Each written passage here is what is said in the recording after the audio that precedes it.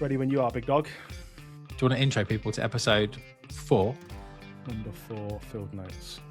I don't know if you're having this experience. Maybe it's just me. I use AI so much now. My brain is just so bad at remembering stuff. I had to take my boy to the hospital the other morning to get blood tests, and they asked me what his date of birth was. And I was like... Right. So let's explain what this is all about. So there's one question that salespeople and sales leaders are asking us every week, which is, what are you seeing in the market? And we're out there in the field learning. We're understanding what's happening. We're seeing the good, the bad, and the ugly. So we're taking the best insights, the best lessons, and bringing it to you each week in just 2 topics, 10 minutes each, against the clock. Welcome to the Field Notes podcast. All right, everyone, welcome back to another episode of the Field Notes podcast. We've got episode 4. Rich, you are going to kick us off this time. What are you seeing in the market? I'd like to develop and build on what we talked about in the last episode, where we talked about businesses making people feel screened and vetted rather than wanted.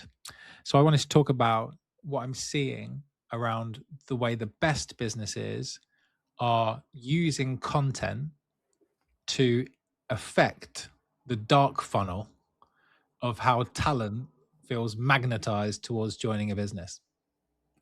Sounds spicy. Let's do it. You're on the clock. So let's put ourselves in the shoes of people looking at a new company. So how have they likely found out about that? It's either they've seen a job advert, or a recruiter's pitched the company idea, or maybe they've got a referral. They're the 3 most likely ways that someone would know that your company is actively hiring for a role. So what do? They go, right, I'm going to go and Google it. I'll probably go and ask AI, and they'll start to go and get some research, but they're trying to build up a picture. They also might go, well, let me look at the website, and I'll go onto like the about section and the careers section, see if I can get some additional insights there. So yeah, they might go onto LinkedIn, and they might go, well, let's look at some of the profiles of people. You can see some great insights from LinkedIn, like the company's posts, who's posting in the employees, what the trajectory of the company looks like. You can see the staff number over time. There's loads of things that you can find out online. But all of those things just give you like this kind of it's still a pretty 2-dimensional picture of what the company's like. And what do people really want to know about when they're looking at companies? What are the people like? In the same way we talked about on the last episode, if we show logos of companies on our creds deck and expect that to do the lifting, it's nowhere near as powerful as a human story. And so if they can't see some real examples of people progressing inside the business, so it shows that there's development opportunity. They can't see examples of the company growing, so they know this is a place where opportunity will exist because they're going in the right direction. They can't see videos and pictures of the culture to know that this isn't just a place where I'm going to sit there on my own being bored all day. This is a place where people get together and collaborate, and we learn together, or we win together, and we challenge each other. If they can't see that stuff, there's none of that great content that when we see it, we go, oh, wow, that company looks really great. Like, that's everything that I don't have today. That's everything that I'm looking for. I just think we're missing a massive, massive opportunity. And there's, on top of that, that's just the candidate's perspective of what they might be looking for. Think about all the times that you've wanted to attract people. You've gone out to your recruiters. You've posted the job. You've spoken to people and told them that you're looking to hire people. They are recommending people to look at you, or they're seeing the job ad, or recruiters are speaking to them. They're looking at your business from all those different lenses, and they decide no. So in the dark funnel that you have no tracking of, there's no like measurement of this and no attribution, they going, nah, doesn't seem like I either get a good feeling about it, or maybe I get a bad feeling about it, or maybe I'm finding out some stuff about the business that isn't very well presented and I just don't like it. And they just go, no. You never, ever see that in any of the statistics. Meanwhile, the company's going, we've had this position open for 3 months. We're not seeing the caliber of talent. I'm going, do you know the caliber of talent that are opting out before they ever speak to you? So I think there's a massive, just a lack of thought about the dark funnel that exists around attracting the best possible talent. Yeah. I don't think that would really matter much if we weren't living in a skills crisis, right? If there wasn't this massive shortage of like highly capable sellers, you'd be like, oh, well, someone will eventually come and work here. But like anyone that's in like the CRO or the VP role right now that's trying to hire good quality people and is sick and tired of this like this hamster wheel that I call like hire, fire, burn, churn, hire, fire, burn, churn, same old stuff, right? Yeah. There is a real shortage of capable sellers out there if we're really honest with ourselves, and that's okay if we're going to be focused on developing them, and maybe on my segment my kind of topic talks to that a little bit. But yeah, spot on, Rich. And I guess what can like a VP do listen to this? Would you get them to start by going to GPT and putting in, hey, I'm applying for an AE role at abc.com, and can you tell me why I should and shouldn't consider this position? Because my gut tells me that's what people are probably doing. Yeah. You know? Yeah, exactly. So you hear about some really good examples. Some friends of mine have told me about things that they've done before, and then just my own experience of it. Because what I'm doing, if I think about how I would assess a business, so we're in that very lovely position where we don't have to say yes to all the business that comes across our desk, which is nice after year one, where you kind of take anything that you can get because you just want to prove some traction, learn what works, and all that sort of stuff. Now we're quite selective. So when I'm looking at a business, I'm going, if I was a candidate or a potential person that I might be like headhunting for, what are they going to see? So I'll do all of those checks. I'm looking at the website. I'm asking AI. I'm seeing what video content they've got. I'm seeing what the website says. I'm noticing the ridiculously silly mistakes. I'm noticing they've not posted on LinkedIn for 6 months. I'm noticing that their staff number looks like it's declining. So I'll go and obviously ask those questions and get the real steer, because sometimes it's just a very bad representation of data, something no one's even looking at. But sometimes you find out some stuff that's really bad that needs to be fixed. So I would just take that view, take that lens, look at your own business and go, if I was this persona, this type of profile of person that I'm looking for, what would I see if I started researching? What would I notice if I started looking? What would I find out if I started asking some questions? And just take that very objective view of the opportunity and just see what you find. Maybe if you are too close to it and it still feels like it's like you're so blind to the gaps because you're so close to the business, ask someone that you really like and trust to go and do that for you and give you like a very forensic view of what the opportunity looks like. And you'll notice some clear gaps, some simple things that you can do. One, of course, is, are our employees visible? Are we showing progress? Are we celebrating promotions? Are we celebrating big wins? Have we got any video and photo content of our culture where we're capturing that? Do we have customers on video talking about how great we are and how we've revolutionized their business and how they love working with our people and how our people are our best asset? Are we talking about the enablement and development programs? Are we talking about how much people can grow? Are we talking about the freedom that we give them, the trust? Any of those things that we talk about on our values page, are we evidencing any of those things through what someone will be able to find out before they start speaking to us? That's what I'd be doing. Because if you just look at the metrics that you can see today, which is like how many applications did we get for that job or how many interviews did we get for that job, you'll probably see high volume because there are lots of salespeople applying for sales jobs. How many of those are good? I can tell you it's a very, very low percentage because I speak to them all the time. But so you could think it's a volume problem. We've got too much volume, therefore we need to make our screening and vetting even tighter. We need to put AI in between so we can get AI vetting and screening people. We need to ask more upfront information from people so we can pre-qualify them so we don't waste our time. No, you're not seeing probably 90% of the very best people, and you don't even know that they're self-rejecting out of your process. So a really simple question is, how can I make sure that I'm not putting off the people that I would really like to talk to from what I am showing or what I'm not showing or what we could be showing better? I agree with all of that. Do you think it's maybe, Rich, a lack of curiosity on the real root cause of the problem? Because what it sounds like you're saying there is they're not attracting the best people. So they're like, oh, okay, I'll just put AI in front of it so we can vet these people.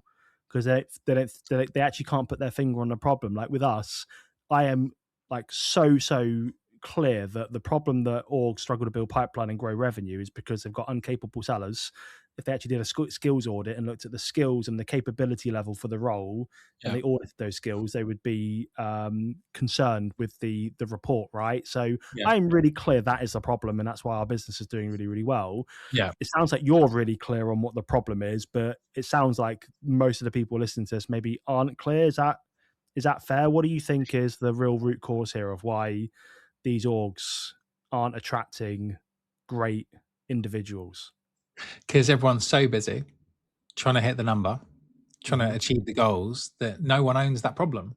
So someone else thinks that HR will pick it up. But most likely those HR people have never been sales leaders. They've never been salespeople applying for really competitive jobs. So they're looking at it through their very specific lens of the world. But if you take like the sales leader or the CEO or someone that's senior inside that business, or someone that has joined the business recently that can give you some really objective feedback around what their experience was like, you'll get a completely different lens. So for example, I owned that in our old business. When I was ops manager, my job was, one of the major things was recruiting the very best people that we could find in the market and building a world-class culture. So I was obsessed with those two things. How can we make sure that we're using our world-class culture to attract the very best people? And then when we find the very best people, how can we make sure we're telling the story about what they can achieve in our business and where they can grow and what that can mean for their life and their career? How do we use it as a weapon? And I just don't think that connection between what you believe is the best thing about your business ever gets translated back into the fundamental things that people see when they start searching for your business. So you have to put someone that really cares, that really knows, that really understands in charge of that problem, to own that problem with metrics attached to it, where there's a focus on it, there's importance, there's a resource attached to helping that person to go and make that come true. And I just don't think most people have that. No, I agree. And even like outsourcing it to even like a great org like yours, you're still going to suffer from the problem, because you can talk a really good game and tell the story better than their website and stuff, but they're still going to go and do their research. And rightly so. People that are like career builders, they're going to want to do due diligence, and they're going to be like, something ain't stacking up. Rich has told a really interesting story.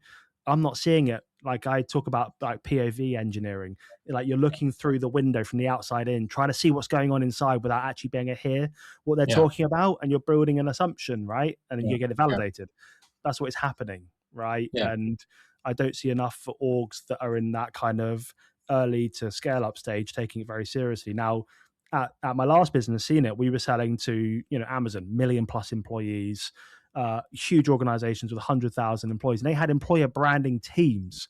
Before I joined that business, I'd never heard of employer branding before, because I worked at startups, right?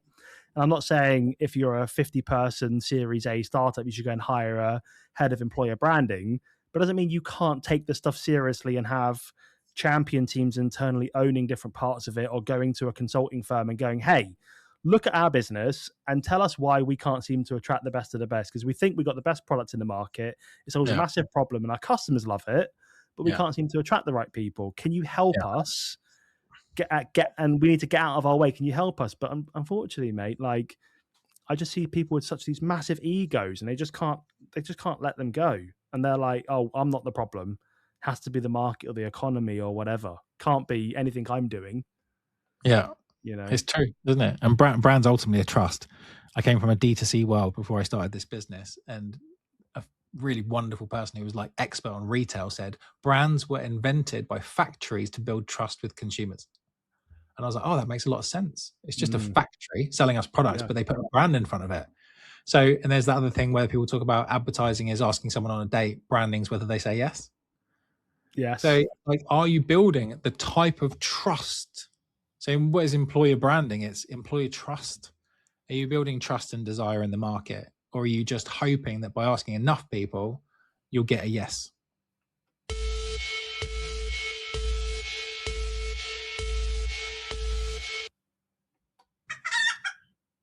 This is my favorite part about being on this podcast with you. Yeah, I know. The last one. The last one's my favorite. Absolutely. Another one. So, Mr. James Bissell, are you ready? I am ready. What are you seeing in the market that people might be missing right now?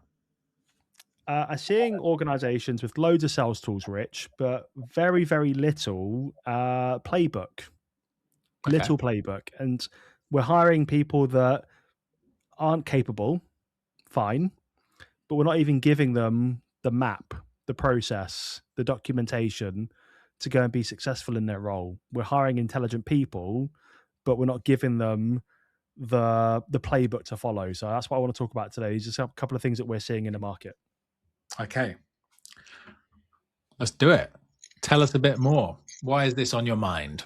Okay, so for anyone that doesn't know, we run a business that goes in and does skill transformation. So we do a skills audit, and then we help organizations hit their revenue goals, build pipeline, whatever the problem is, through enablement, through upskilling. Okay, and we do that by personalizing the content. Because when I was a VP, I put both my teams through external training, and they left motivated, and they had a fair, in some cases, understanding of the what to do, but found themselves scratching their heads trying to know how to do it, how to convert that cybersecurity example into our HR tech product that we sell. Yeah. So they're like, oh, looks good, but can't really kind of actually use it now. So when I started building this business, like, well, I have to personalize the content. Otherwise that's going to happen for customers. And then we'll have, poor retention and all that other stuff. Right. So now when we kick off a program and we work with orgs that have got 5 reps and more recently up to 100 reps, we ask them a couple of things like, can we get an understanding on key buyer personas? What does a good champion profile look like for your customer's business? Where do you win the most? Where do you lose the most? And mainly it's just so that we can model the training. So we can use live opportunities with brands that they'll recognize in their pipeline. We look at their deals, we look at the profile, we use it in to bring it all to life, right? So they can see, okay, so that's what I need to do. That's why it's important and what it's costing me. And this is word for word how I do it. Here's a role play, off we go, and then come back a week later, do some coaching and just make the skills a bit better, keep developing them, right? Yeah. It might blow your mind, Rich, but my 3-person business has probably got better documentation on the ICP and the champion persona and their needs, wants, and desires, et cetera, than organizations with 50, 60, 70, 80 salespeople. So one of the things that I wanted to kind of talk about today that we're seeing is just really a lack of playbook. And I don't mean a SharePoint somewhere, like a drive, where there's subfolders with 5% of the information on a Word document somewhere. I'm talking about an actual playbook, like the path to success. And when I was building my last org, we used Notion, and that's why I kind of fell in love with it. But having an internal wiki where you've got sub pages like a website, a page for prospecting, a page for discovery, a page for demo, for multi-threading, for business case, for late stage deal negotiation, for AE to CSM handoff, for your line managers, how to have a tough conversation. Yeah. The PIP process. What are our operating standards? Like green, yellow, like amber and red. If you're in this area, you're in the green zone. I'm advocating for you. If you're in the yellow or orange zone, we're not vibing. You're in the red zone, we're going to have a shit conversation, right? And there's potentially a PIP. Do people even know those standards? Probably not. So yes, there's a skill part at it, but if you watch any of these sports documentaries on Netflix, which I love, like the NFL ones, like the kids at university and stuff like that, all you'll see is Last Chance You. Absolutely. Oof. And the playlists are bangers as well, right? But if you watch those documentaries, you'll see this coach, he's got a big headset on, and he's got this massive laminated sheet, and it's all the plays. And then you see the players huddle around on the training ground, and they're like, right, we're gonna practice that play.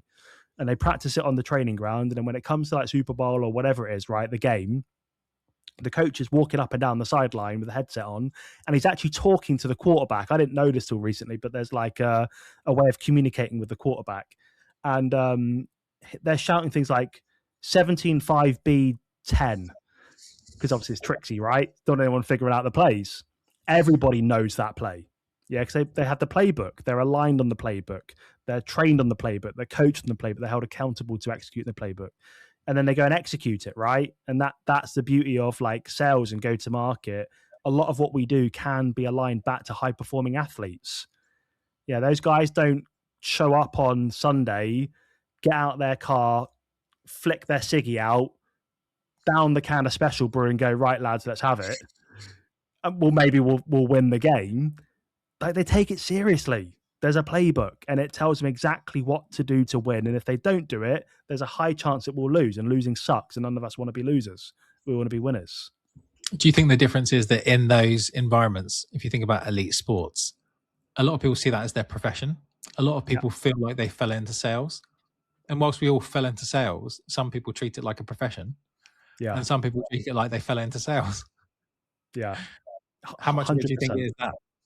Yeah, a lot. But I think like we need to be, as leaders, as people leaders, accountable for turning that into a serious profession. Like, we drive the economy. Like, we have a massive part to play, not just in our business, but in general. And I just think it's so poor that we give somebody product training, a quota, a territory in Salesforce, and say, good luck, buddy. And see in 3 months when, or 6 months when we expect you to ramp up. And if you don't make it, see you later. I'll just give Rich a bell and say, hey, that one didn't make it. Can we replace him, please?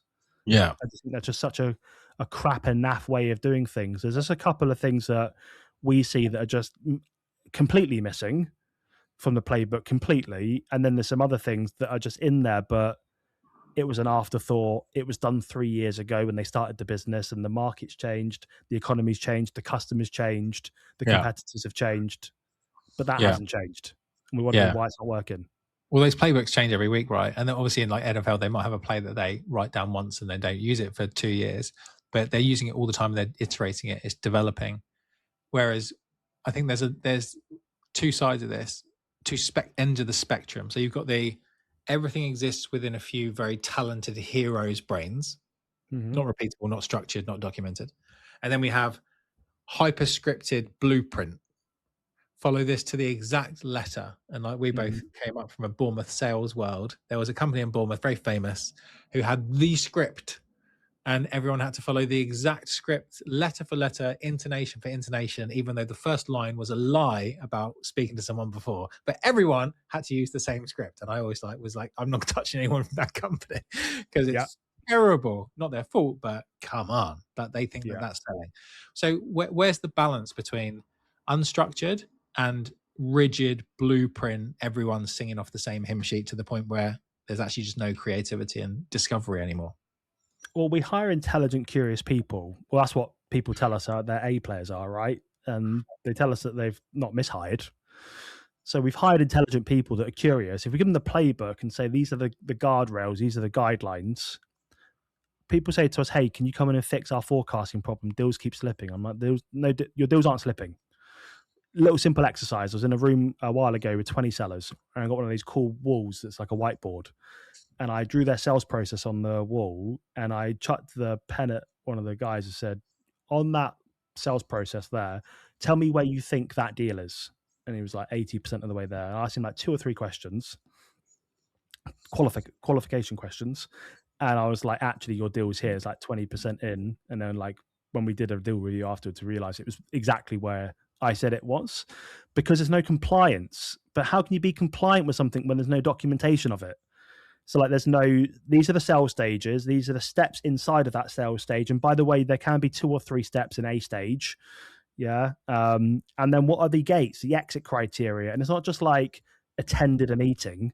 There has to be evidence that something's been achieved. We have aligned on an outcome that we can help with and the customer cares about.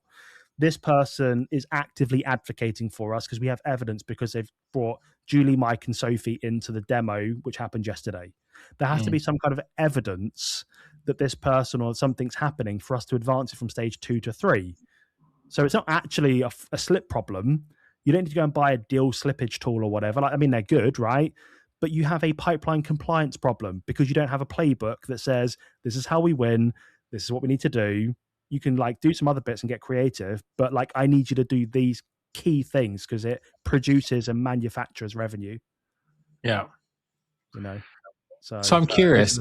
So I would imagine a lot of businesses have tried to implement playbooks. They've had lots of people coming in with the mandate, we want you to go and document and build out our playbook. But then in reality, you go back and inspect a month, 6 months, a year later, no one's using it. Why do teams reject playbooks, and what can people do about it so that they embed them? One, enablement teams build them who have never been in a sales role or haven't for like 20 years, so they're outdated. Yeah, I'd always update my playbooks all of the time. My ear was so close to the ground, listening to calls, talking to customers, asking them really, really interesting questions about their business, just to see, okay, why are we still talking to this buyer persona for starters? Because they haven't bought anything from us in 6 months. And why are we talking to them like this when we know that people aren't bringing that up on calls? So I just go into Gong, or I download all of our transcripts and put it into AI now. And I say, hey, spot the patterns and trends. What is coming up on close one conversations that we might not be talking about on our website or whatever? And like, again, the game is always changing. You have to have your ear close to the ground, right? It takes a long time for bad news to travel uphill. So you have to be continuously in the market, in the business, listening to that stuff, right? The other thing is because they're so shallow rich, so they actually don't help the seller. So they're like, there's no value in me going over there and looking at that because it's actually only 5% of what I need. Everybody knows they need to uncover and quantify business pain. Everyone knows they need to create urgency. Everyone knows they need to get more stakeholders involved in their deal because they've got one deal, it's at risk. Very, very, very few organizations can point at the path to go and do it word for word if required. And sometimes it's good just to have that context so that reps go, cool, I'll put my own like selling style and personality on it. But that's what great execution looks like. Very few have that. And also public companies, Rich. I have reps at public companies that everybody would know and love coming out of their pocket, pay for coaching and say, my manager doesn't coach me. My manager's never been in sales before. They're an operations person. We have no documentation on Medic, but I'm grilled on every forecast call around decision criteria, paper process, metrics. Got no idea what any of this stuff is. They just tell me I need to do it. Yeah. So what's one simple action, someone who's listening going, yeah, I feel like we might be in that position. What could they do differently? But the person that actually needs to do something about it is tough because they actually, in most cases, have a lot of the answers, like the CRO or the VP, but they have to almost put themselves in a brand new like SDR or AE role and try to forget as much of it and then open up their playbook and go, why would I lose? Where's the gray area? If I need to run world-class discovery and not just ask questions, help the buyer discover something that they don't realize is causing their problem, which aligns to our capability, is it clear how to do that? Maybe go and do it. I mean, at Staff Circle, I say this all of the time, I was managing like 10 people as a VP. We're only a small business. Grew that business really aggressively. I would make cold calls to the team every now and then because sometimes they'd say, oh, it's really tough out there. And I'd be like, well, I'll find out. I'll go do it. I'm not saying a VP should be making cold calls every day, but whenever your team are finding challenges as bottlenecks, go put yourself in their shoes, try and execute, feel it, feel the pain, and then go, yeah, this does suck. Then go document it and then train, coach, develop your people on the playbook and hold them accountable to it. Like the stuff that we should do as leaders, have tough conversations. Yeah. Where would you start? So if someone was going, right, so we want to start building our playbook, what's the first thing that they should try and get documented? I'm well over time here, but I want to tell this story. So when I became a VP at Staff Circle, again, nobody gave me the playbook or taught me how to do it. So I read a book from Mark Roberge called The Sales Acceleration Formula. And he has this kind of saying, and I don't know if it's in the book or I heard it on the podcast, but it's like, in God we trust, for everyone else bring data. And I was like, spot on. Love it. Like everyone's got opinions. I want the reality, the facts. So I look at the data. So I'd look at, do we have enough pipeline coverage? So if our win rate's 20%, I need 5x pipe and I've got 1.7, I'm probably going to start there. Yeah. If we're booking meetings, but just stuff's getting stuck, so I'm looking at time to close, maybe ACV's down, maybe our win rate's poor, then I'll base it on the data. But 9 out of 10 times, I'll just run the funnel, start at the top and then make my way down and just go like really deep, really wide, and then just think long and hard about the gray areas and then roll it out. And then while they're executing it and I'm reinforcing it, I move into stage 2, stage 3, stage 4, stage 4. Nice. Yeah. I like it. Oh, my timer, sorry.